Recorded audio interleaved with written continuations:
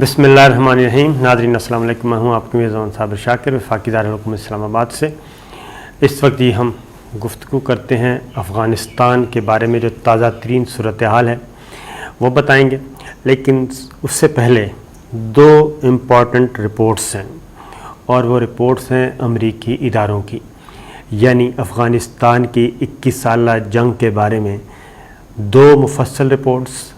وہ دو مفصل رپورٹس کیا کہہ رہی ہیں وہ ذرا سن لیجئے. اس کے بعد پھر جو افغانستان کی تازہ صورتحال ہے وہ بھی میں آپ سے شیئر کرتا ہوں. یہ سننے والی چیزیں ہیں، ان کو اگنور نہ کیجیے گا. صورتحال یہ ہے کہ افغانستان میں امریکی حکام نے پچھلے 2 دہائیوں میں کتنے جھوٹ بولے اور اپنے عوام کو، اپنی پارلیمنٹ کو بے خبر رکھا، اور ایسے سہانے خواب دکھائے گئے اور ایسا سہانے مناظر دکھائے گئے کہ یہ کہا جاتا رہا کہ بس اب کچھ دنوں کی بات ہے، یہ جنگ ہم جیت جائیں گے، افغانستان ہمارے پاس ہوگا، فلاں کو شکست ہو جائے گی، فلاں کو یہ ہو جائے گا. یہ ساری مختلف اوقات میں مختلف رپورٹس سبمٹ کروائی جاتی رہیں، سٹیٹمنٹس ریکارڈ کروائے جاتے رہے. لیکن گراؤنڈ پہ کیا تھا؟ گراؤنڈ پہ بالکل جھوٹ تھا، اور گراؤنڈ پہ ایسی کوئی کامیابی 20 سالوں میں حاصل نہیں ہوئی.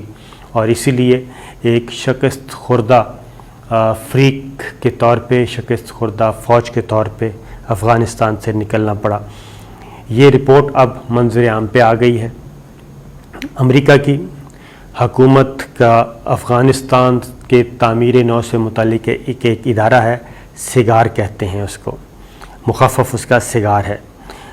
وہ کیا کہتا ہے؟ وہ یہ کہہ رہا ہے کہ امریکہ کا ملک سے باہر فوجی طاقت استعمال کرنے کا وہی نتیجہ نکلے گا جو افغانستان کے اندر 2 دہائیوں میں نکلا ہے. اور 2 دہائیوں میں جو ذلت اٹھانی پڑی، جو سبکی، جو شکست اٹھانا پڑی، اور جو فوجی شکست اور جو معاشی طور پہ جو تباہی امریکی معیشت پہ ہوئی، ایگزیکٹ اگر دوبارہ بھی امریکہ نے کسی بھی دوسرے ملک میں فوج کشی کی تو اس کا نتیجہ بھی افغانستان کے جیسا ہی نکلے گا امریکہ کے لیے.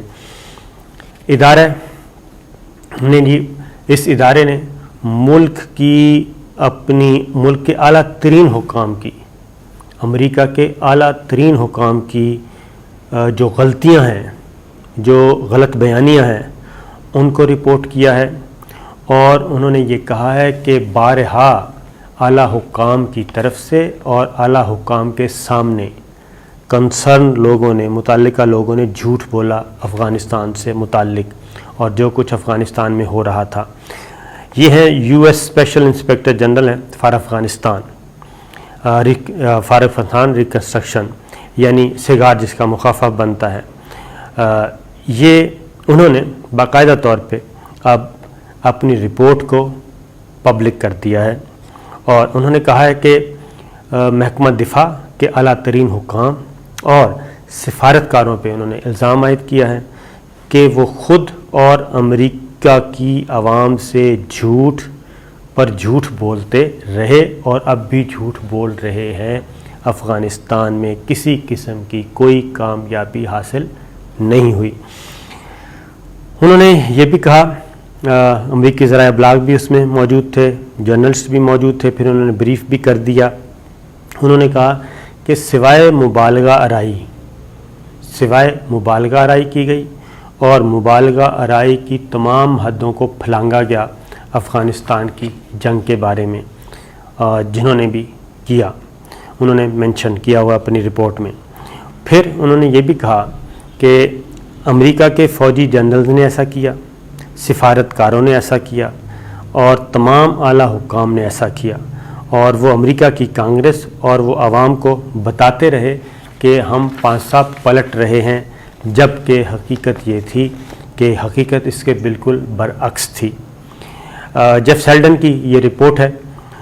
ڈیفنس رائٹرز گروپس کے ساتھ بھی انہوں نے گفتگو کی، اور انہوں نے کہا کہ جان سوبکو نے کہ امریکہ کی افغانستان میں مؤثر اور منظم فوج کی تشکیل میں ناکامی کی اگرچہ بہت سی وجوہات ہیں، لیکن بعض لوگ اس حد تک پر اعتماد تھے کہ 2001 میں ٹوٹ پھوٹ کا جو شکار ملک تھا اس کو بھی وہ سمجھنے میں ناکام رہے، اور وہاں پہ بھی ناکام ترین فریق کے طور پہ وہ سامنے آئے۔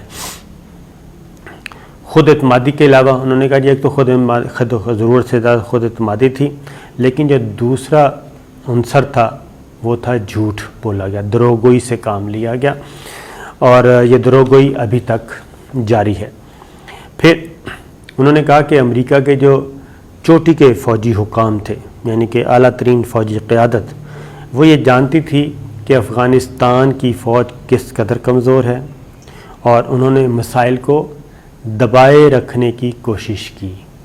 یہ بات پھر ایک اور بات انہوں نے کہا کہ مختلف 20 سالوں میں امریکہ کے فوجی حکام نے، سفارتکاروں نے اور دیگر لوگوں نے نیریٹو بھی تبدیل کیے، اپنے اہداف تبدیل کیے۔ جیسے ہی ایک نیریٹو میں شکست ہوتی تھی، ایک ہدف کو حاصل کرنے میں ناکامی ہوتی تھی اور ایک میدان میں شکست ہوتی تھی، تو اگلے لمحے نیا نیریٹو، نیا پرسیپشن بنانے کی کوشش کی جاتی تھی اور نیا ہدف سامنے لے آتے تھے، اور یہ بار بار تبدیل کیے گئے اہداف جو ہیں صرف بیوقوف بنانے کے لیے۔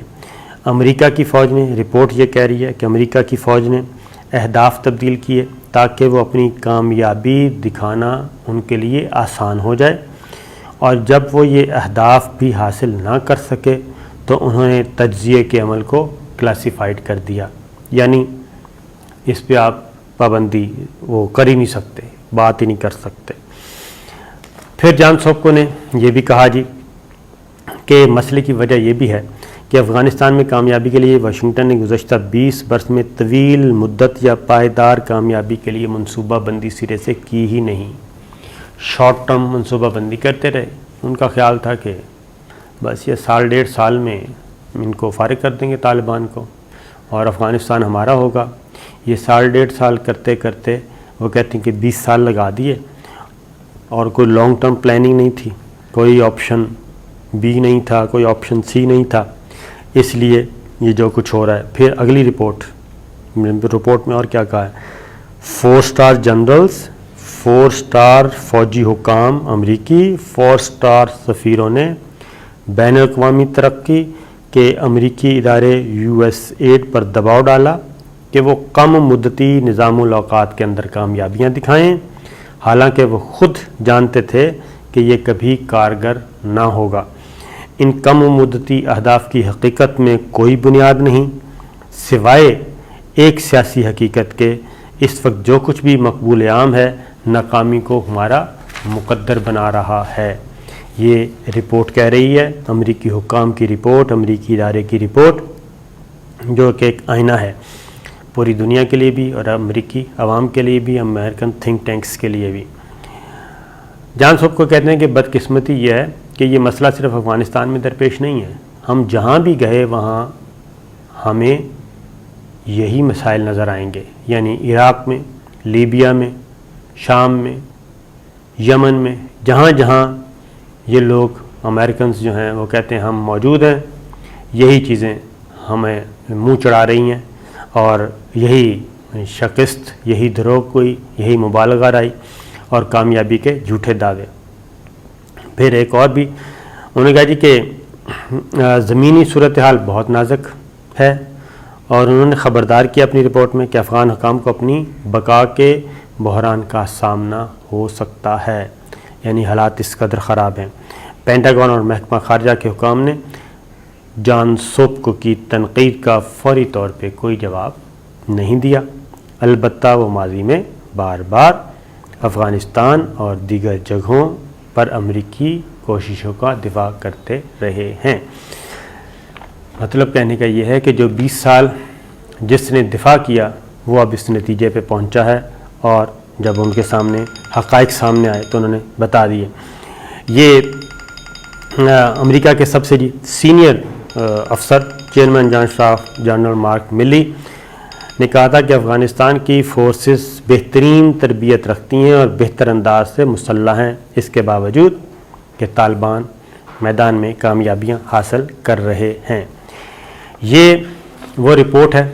اب ایک اور رپورٹ، اسی رپورٹ کے کچھ مزید حصے وہ بھی ہیں، وہ ہیں کہ افغانستان میں امریکی ناکامی کی وجوہات گھمنڈ، غرور، تکبر اور جھوٹ ہے، اور اس کے علاوہ گراؤنڈ پہ حقیقت کچھ نہیں۔ 86 ارب ڈالر انہوں نے کہا کہ امریکہ کے، صرف امریکہ کے 86 ارب ڈالر اس جنگ میں جھونکے گئے، اور تعمیر نو کے نام پہ، ادروائز اور اسلحے پہ اور افغان فورسز کی تربیت پہ 86 ارب ڈالر لگا دیے گئے، لیکن 2 دہائیوں کے بعد حاصل وصول جو ہے وہ زیرو نہیں بلکہ مائنس میں ہے، اور افغانستان کی فوج، افغانستان کی فورسز، افغانستان کے کمانڈوز آج بھی اسی طرح شکست حاصل کر رہے ہیں جیسے وہ پہلے کرتے تھے۔